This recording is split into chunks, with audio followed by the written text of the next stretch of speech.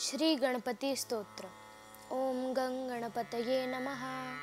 प्रणम्य शिरसा देवं गौरीपुत्रं विनायकं भक्तां वासं स्मरेन्नित्यम् आयुक्कामार्थसिद्धये। प्रथमं वक्रतुण्डं च एकदन्तं द्वितीयकं तृतीयं कृष्णपिङ्गाक्षं गजवक्त्रं चतुर्थकं लम्बोदरं पञ्चमं च षष्ठं विकटमेव च सप्तमं विघ्नराजेन्द्रं धूम्रवर्णं तथाष्टमं नवमं भालचन्द्रं च दशमं तु विनायकम् एकादशं गणपतिं द्वादशः तु गजाननं द्वादशैतानि नामानि त्रिसन्ध्यय्य पठेन्नरः न च विघ्नभयं तस्य सर्वसिद्धिकरं प्रभो। विद्यार्थी लभते विद्या धनार्थी लभते धनं पुत्रार्थी लभते पुत्रान् मोक्षार्थी लभते गतिं। जपेद् गणपतिं स्तोत्रं षड्विरमासै फलं लभेत संवत्सरेण सिद्धिं च लभते नात्रं संशयः।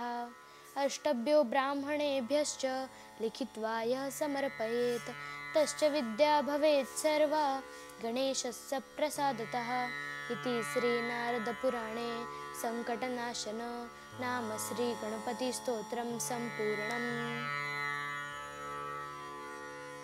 श्री गणपति स्तोत्र। ओम गं गणपतये नमः। प्रणम्य शिरसा देवं गौरीपुत्रं विनायकं भक्तां वासं स्मरेन्नित्यम् आयुक्कामार्थसिद्धये। प्रथमं वक्रतुण्डं च एकदन्तं द्वितीयकं तृतीयं कृष्णपिङ्गाक्षं गजवक्त्रं चतुर्थकं लम्बोदरं पञ्चमं च षष्ठं विकटमेव च सप्तमं विघ्नराजेन्द्रं धूम्रवर्णं तथाष्टमं नवमं भालचन्द्रं च दशमं तु विनायकम् एकादशं गणपतिं द्वादशः तु गजाननं द्वादशैतानि नामानि त्रिसन्ध्यय्य पठेन्नरः न च विघ्नभयं तस्य सर्वसिद्धिकरं प्रभो। विद्यार्थी लभते विद्या धनार्थी लभते धनं पुत्रार्थी लभते पुत्रान् मोक्षार्थी लभते गतिं। जपेद् गणपतिं स्तोत्रं षड्विरमासै फलं लभेत संवत्सरेण सिद्धिं च लभते नात्रं संशयः। अष्टभ्यो ब्राह्मणेभ्यश्च लिखित्वा यः समर्पयेत् तश्च विद्या भवेत् सर्वा गणेशस्य प्रसादतः इति श्रीनारदपुराणे सङ्कटनाशन नाम श्रीगणपतिस्तोत्रं सम्पूर्णम्। श्री गणपति स्तोत्र। ओम गं गणपतये नमः। प्रणम्य शिरसा देवं गौरीपुत्रं विनायकं भक्तां वासं स्मरेन्नित्यम् आयुक्कामार्थसिद्धये।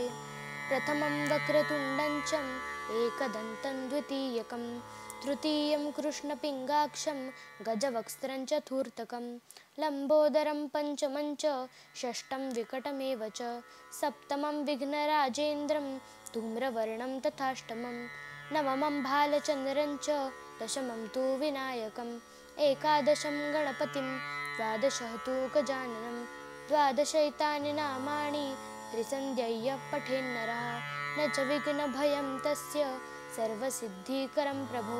विद्यार्थी लभते विद्या धनार्थी लभते धनं पुत्रार्थी लभते पुत्रान् मोक्षार्थी लभते गतिं। जपेद् गणपतिं स्तोत्रं षड्विरमासै फलं लभेत संवत्सरेण सिद्धिं च लभते नात्रं संशयः। अष्टभ्यो ब्राह्मणेभ्यश्च लिखित्वा यः समर्पयेत् तश्च विद्या भवेत् सर्वा गणेशस्य प्रसादतः इति श्रीनारदपुराणे सङ्कटनाशन नाम श्रीगणपतिस्तोत्रं सम्पूर्णम्। श्री गणपति स्तोत्र। ओम गं गणपतये नमः। प्रणम्य शिरसा देवं गौरीपुत्रं विनायकं भक्तां वासं स्मरेन्नित्यम् आयुक्कामार्थसिद्धये। प्रथमं वक्रतुण्डं च एकदन्तं द्वितीयकं तृतीयं कृष्णपिङ्गाक्षं गजवक्त्रं चतुर्थकं लम्बोदरं पञ्चमं च षष्ठं विकटमेव च सप्तमं विघ्नराजेन्द्रं धूम्रवर्णं तथाष्टमं नवमं भालचन्द्रं च दशमं तु विनायकम् एकादशं गणपतिं द्वादशः तु गजाननं द्वादशैतानि नामानि त्रिसन्ध्यय्य पठेन्नरः न च विघ्नभयं तस्य सर्वसिद्धिकरं प्रभो विद्यार्थी लभते विद्या धनार्थी लभते धनं पुत्रार्थी लभते पुत्रान् मोक्षार्थी लभते गतिं जपेद् गणपतिं स्तोत्रं षड्विरमासै फलं लभेत संवत्सरेण सिद्धिं च लभते नात्रं संशयः अष्टभ्यो ब्राह्मणेभ्यश्च लिखित्वा यः समर्पयेत् तश्च विद्या भवेत् सर्वा गणेशस्य प्रसादतः इति श्रीनारदपुराणे सङ्कटनाशन नाम श्रीगणपतिस्तोत्रं सम्पूर्णम्। श्रीगणपतिस्तोत्र। ॐ गं गणपतये नमः।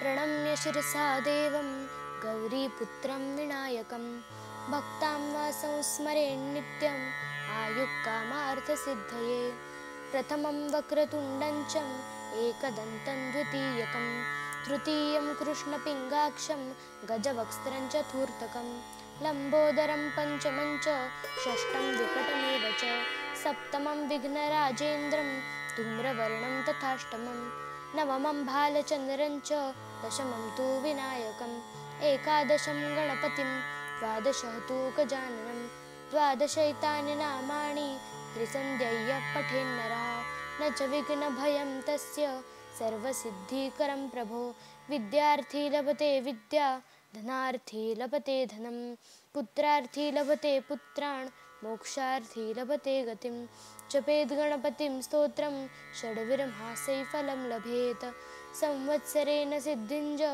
लभते नात्रं संशयः अष्टभ्यो ब्राह्मणेभ्यश्च लिखित्वा यः समर्पयेत् तश्च विद्या भवेत् सर्वा गणेशस्य प्रसादतः इति श्रीनारदपुराणे सङ्कटनाशन नाम श्रीगणपतिस्तोत्रं सम्पूर्णम्। श्रीगणपतिस्तोत्र। ॐ गं गणपतये नमः।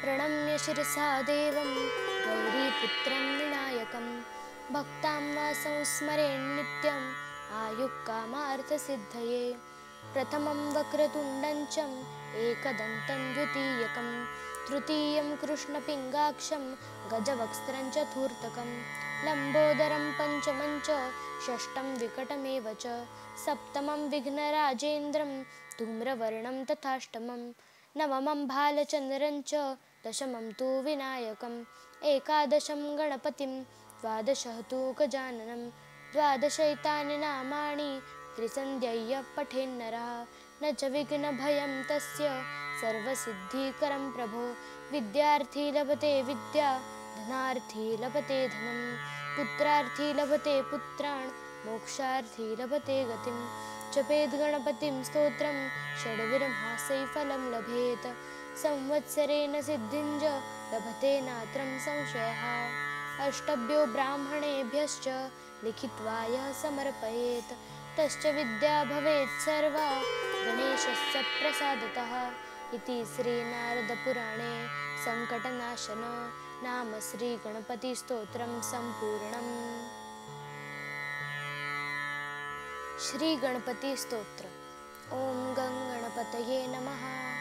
प्रणम्य शिरसा देवं गौरीपुत्रं विनायकं भक्तां वा संस्मरेन्नित्यम् आयुक्कामार्थसिद्धये प्रथमं वक्रतुण्डं च एकदन्तं द्वितीयकं तृतीयं कृष्णपिङ्गाक्षं गजवक्त्रं चतुर्थकं लम्बोदरं पञ्चमं च षष्ठं विकटमेव च सप्तमं विघ्नराजेन्द्रं धूम्रवर्णं तथाष्टमं नवमं भालचन्द्रं च दशमं तु विनायकम् एकादशं गणपतिं द्वादशः तु गजाननं द्वादशैतानि नामानि त्रिसन्ध्यय्य पठेन्नरः न च विघ्नभयं तस्य सर्वसिद्धिकरं प्रभो विद्यार्थी लभते विद्या धनार्थी लभते धनं पुत्रार्थी लभते पुत्रान् मोक्षार्थी लभते गतिं जपेद् गणपतिं स्तोत्रं षड्विरमासै फलं लभेत संवत्सरेण सिद्धिं च लभते नात्रं संशयः अष्टभ्यो ब्राह्मणेभ्यश्च लिखित्वा यः समर्पयेत् तश्च विद्या भवेत् सर्वा गणेशस्य प्रसादतः इति श्रीनारदपुराणे सङ्कटनाशन नाम श्रीगणपतिस्तोत्रं सम्पूर्णम्।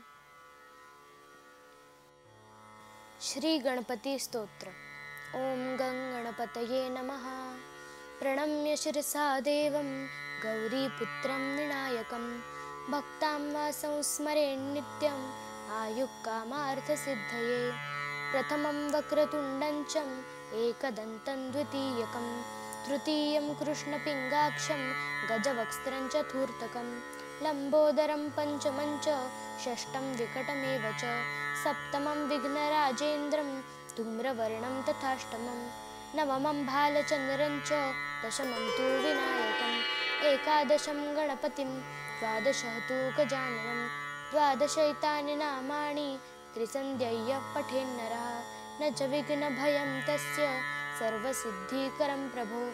विद्यार्थी लभते विद्या धनार्थी लभते धनं पुत्रार्थी लभते पुत्रान् मोक्षार्थी लभते गतिं। जपेद् गणपतिं स्तोत्रं षड्विरमासै फलं लभेत संवत्सरेण सिद्धिं च लभते नात्रं संशयः। अष्टभ्यो ब्राह्मणेभ्यश्च लिखित्वा यः समर्पयेत् तश्च विद्या भवेत् सर्वा गणेशस्य प्रसादतः इति श्रीनारदपुराणे सङ्कटनाशन नाम श्रीगणपतिस्तोत्रं सम्पूर्णम्। श्रीगणपतिस्तोत्र। ॐ गं गणपतये नमः। प्रणम्य शिरसा देवं गौरीपुत्रं विनायकं भक्तां वासं स्मरेन्नित्यम् आयुक्कामार्थसिद्धये। प्रथमं वक्रतुण्डं च एकदन्तं द्वितीयकं तृतीयं कृष्णपिङ्गाक्षं गजवक्त्रं चतुर्थकं लम्बोदरं पञ्चमं च षष्ठं विकटमेव च सप्तमं विघ्नराजेन्द्रं धूम्रवर्णं तथाष्टमं नवमं भालचन्द्रं च दशमं तु विनायकम् एकादशं गणपतिं द्वादशः तु गजाननं द्वादशैतानि नामानि त्रिसन्ध्यय्य पठेन्नरः न च विघ्नभयं तस्य सर्वसिद्धिकरं प्रभो। विद्यार्थी लभते विद्या धनार्थी लभते धनं पुत्रार्थी लभते पुत्रान् मोक्षार्थी लभते गतिं। जपेद् गणपतिं स्तोत्रं षड्विरमासै फलं लभेत संवत्सरेण सिद्धिं च लभते नात्रं संशयः। अष्टभ्यो ब्राह्मणेभ्यश्च लिखित्वा यः समर्पयेत् तश्च विद्या भवेत् सर्वा गणेशस्य प्रसादतः इति श्रीनारदपुराणे सङ्कटनाशन नाम श्रीगणपतिस्तोत्रं सम्पूर्णम्। श्रीगणपतिस्तोत्र। ॐ गं गणपतये नमः। प्रणम्य शिरसा देवं गौरीपुत्रं विनायकं भक्तां वासं स्मरेन्नित्यम् आयुक्कामार्थसिद्धये। प्रथमं वक्रतुण्डं च एकदन्तं द्वितीयकं तृतीयं कृष्णपिङ्गाक्षं गजवक्त्रं चतुर्थकं लम्बोदरं पञ्चमं च षष्ठं विकटमेव च सप्तमं विघ्नराजेन्द्रं धूम्रवर्णं तथाष्टमं नवमं भालचन्द्रं च दशमं तु विनायकम् एकादशं गणपतिं द्वादशः तु गजाननं द्वादशैतानि नामानि त्रिसन्ध्यय्य पठेन्नरः न च विघ्नभयं तस्य सर्वसिद्धिकरं प्रभो।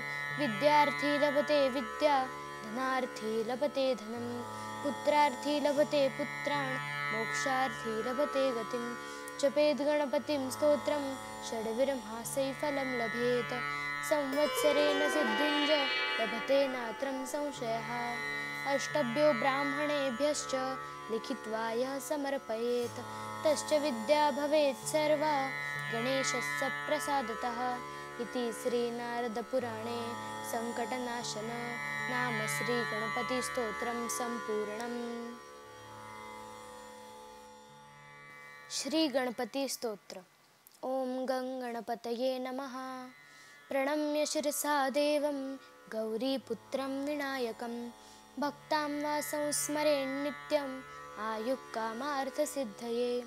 प्रथमं वक्रतुण्डं च एकदन्तं द्वितीयकं तृतीयं कृष्णपिङ्गाक्षं गजवक्त्रं चतुर्थकं लम्बोदरं पञ्चमं च षष्ठं विकटमेव च सप्तमं विघ्नराजेन्द्रं धूम्रवर्णं तथाष्टमं नवमं भालचन्द्रं च दशमं तु विनायकम् एकादशं गणपतिं द्वादशः तु गजाननं द्वादशैतानि नामानि त्रिसन्ध्यय्य पठेन्नरः न च विघ्नभयं तस्य सर्वसिद्धिकरं प्रभो विद्यार्थी लभते विद्या धनार्थी लभते धनं पुत्रार्थी लभते पुत्रान् मोक्षार्थी लभते गतिं जपेद् गणपतिं स्तोत्रं षड्विरमासै फलं लभेत संवत्सरेण सिद्धिं च लभते नात्रं संशयः अष्टभ्यो ब्राह्मणेभ्यश्च लिखित्वा यः समर्पयेत् तश्च विद्या भवेत् सर्वा गणेशस्य प्रसादतः इति श्रीनारदपुराणे सङ्कटनाशन नाम श्रीगणपतिस्तोत्रं सम्पूर्णम्।